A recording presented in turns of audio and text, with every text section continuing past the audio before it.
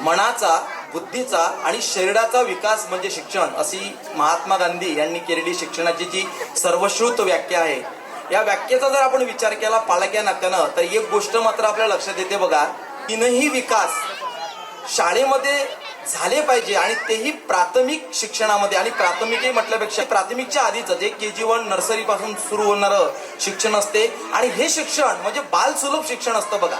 यामध्ये मुलांच्या बुद्धीचा विकास होण्याकरता तसं ॲटमॉस्फिअर, ज्याला आपण वातावरण म्हणतो, ते वातावरण असणं गरजेचं आहे. जेव्हा ह्या बालोद्योगी शिक्षणाची सुरुवात झाली किंवा नर्सरी किंवा मॉन्टेसरी शिक्षणाची सुरुवात झाली, तर गिजूबाई बदेगा आणि मॉन्टेसरी बाई यांनी जेव्हा हे शिक्षण सुरू केलं, तर त्यामध्ये त्यांचा प्रथम विचार मुलांनी निसर्गाच्या माध्यमातून शिकावं, मुलांनी सहज आणि सरळ शिकावं, त्याच्यामध्ये कोणतेही बडगा नसावं, असा त्याचा मुद्दा होता. परंतु तुम्हाला सांगतो की ते सगळं शिक्षण, जी स्वप्न गिजूबाई बदेगा आणि मॉन्टेसरी बाई यांनी बघितली होती, बाल शिक्षणाच्या रूपानं ती शिक्षणाची सगळं ध्येय आपली या शाळेमध्ये पूर्ण होता.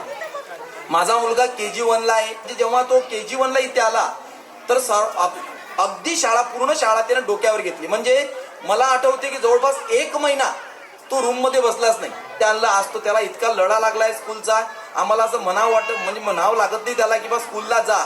आणि इतकं छान ॲटमॉस्फिअर मिळालं की त्याच्यानंतर तो स्कूलला जातोय ही भावनाच खरंच मनात येत नाही. आणि त्याला सगळ्या पद्धतीने ॲटमॉस्फिअर, सगळं वातावरण, ते सगळं इथं मिळत आहे.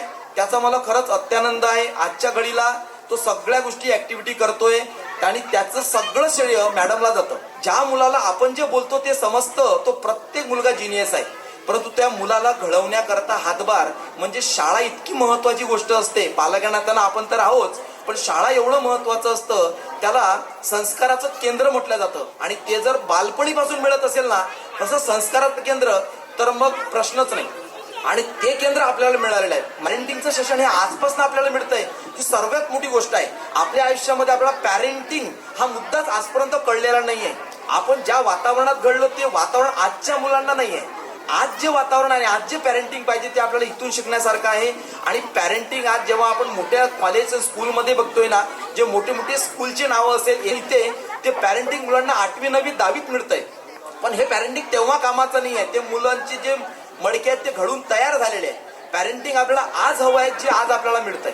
कारण की बघा, असं म्हटलं जातं, हे खूप महत्वाची गोष्ट आहे की आपली मुलं ते करत नाही जे आपण म्हणतो, पण आपली मुलं ते नक्कीच करतात जे आपण करतो. आणि आपण कसं बिहेवियर करतो याकरता पालकांचं सुद्धा इथं पॅरेंटिंग होतं. ही गोष्ट खूप महत्वाची आहे आणि प्रत्येक गोष्टीवर बारकाईने लक्ष दिलं जातं. ती खरंच मोठी गोष्ट आहे. बूट सॉक्स मुलांनी जागेवरच काढून ठेवले पाहिजे. डबे आणत असताना डबे तुमचे टिफिन कसे असले पाहिजे, डब्यामध्ये तुम्ही काय दिलं पाहिजे. आणि तुम्ही बघा, एक मेसेज जर तुम्ही बरोबर चेक करत असाल, मराठीमध्ये आणि इंग्लिशमध्ये दोन्ही भाषेमध्ये मेसेज टाकला जातो. आणि मेसेजमध्ये प्रत्येक बारीक बारीक गोष्टीचं नियोजन केलेलं असते. आणि तुम्हाला आणि अप्रिशिएट सुद्धा केलं असते पालक या नात्यानं. बघा, शाळा म्हणजे फक्त सूचना दिल्या जातात असं असतं, परंतु इथं तसं होत नाही. तुम्ही जर सूचनांचं पालन केलं तर तुम्हाला अप्रिशिएट सुद्धा केलं जातं, आपल्याला धन्यवाद म्हटले जातात. ही खूप मोठी गोष्ट आहे. आणि काही गोष्टी आहेत ज्या माझ्या मुलाकरता इथून मिळाल्या. ही शाळा पुढेही असावी, कारण की सगळे शिक्षक वर्ग त्या पद्धतीने आहे.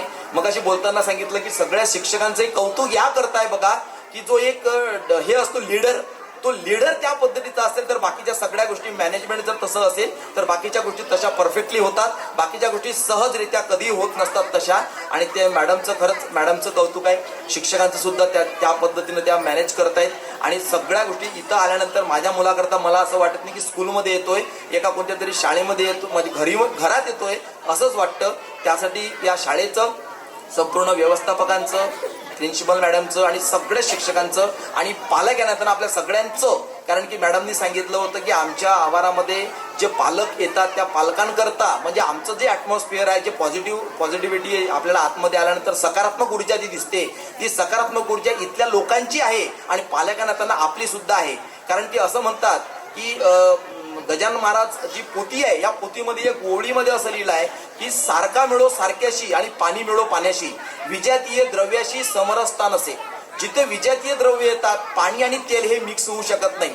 पाणी आणि पाणी मात्र मिक्स होऊ शकतं, तेल आणि तेल मिक्स होऊ शकतं. आता बघा, जसं जसं इथलं ऍटमॉस्फिअर आहे, जसं इतकं टीचर्स आहेत, जशा मॅडम्स आहेत, त्याच पद्धतीनं पालकही त्यांना मिळालेले आहेत. त्याबद्दल सर्व पालकांचा खूप खूप धन्यवाद आणि थँक्यू सो मच. त्याबद्दल मला बोलण्याची संधी दिली त्याबद्दल धन्यवाद.